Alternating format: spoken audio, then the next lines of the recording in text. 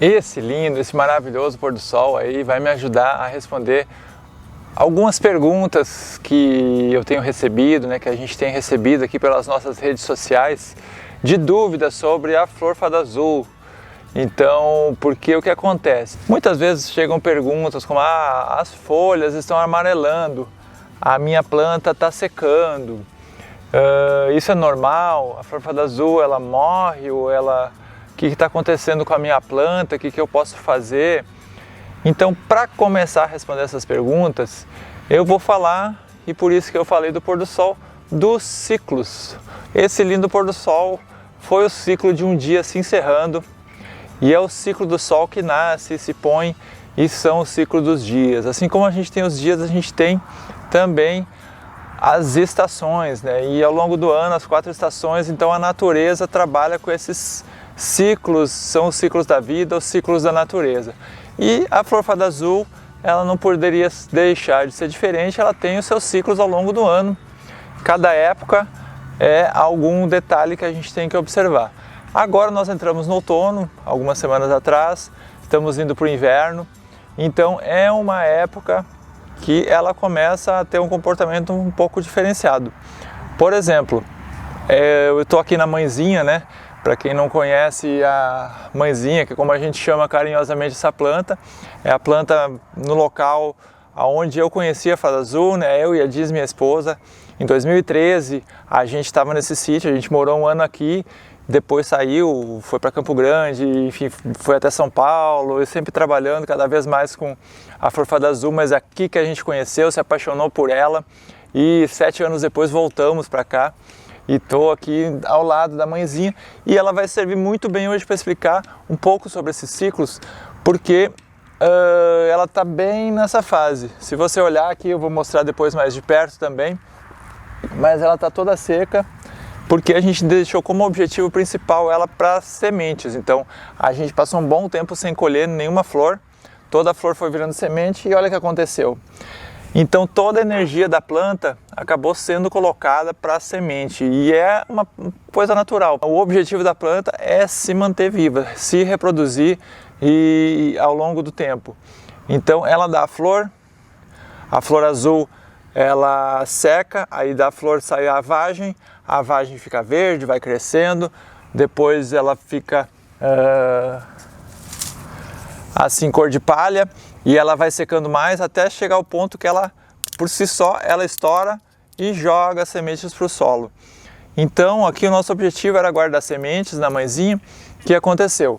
A planta começa a botar energia para isso, e ela começa, principalmente nessa época do ano, no outono para o inverno, ela começa então a automaticamente perder as suas folhas, as folhas vão ficando mais amareladas, vão caindo, porque na lógica da planta, ela já vai colocando um tapete, né, para suas sementes caírem daqui uns meses, e já se preparando o solo para a semente. Ao mesmo tempo não vai ter sombra, né? Então a semente, para germinar depois ali no final do inverno, primavera, ela vai precisar do sol.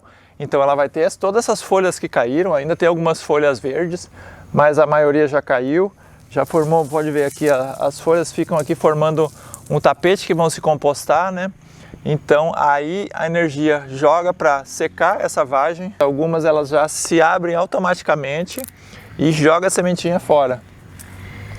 E aí essa sementinha cai no chão, não vai ter a parte sombreada das folhas, então o sol vai pegar, vai germinar e vai entrar num novo ciclo lá na primavera de vida dessa planta para se propagar e ao longo dos tempos, né?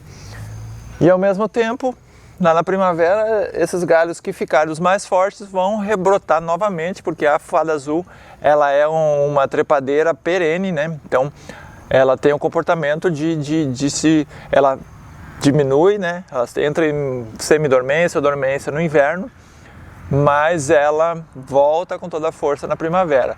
Algumas trepadeiras, algumas leguminosas como feijão, são anuais, né? Elas morrem, só nascem depois de semente, mas a fada azul não, ela é uma planta perene e no ciclo da primavera ela se renova e vai. Então, entendendo essa lógica, né, da planta, o que a gente pode fazer? É o que a gente faz na área produtiva. a gente colhe a flor todo dia.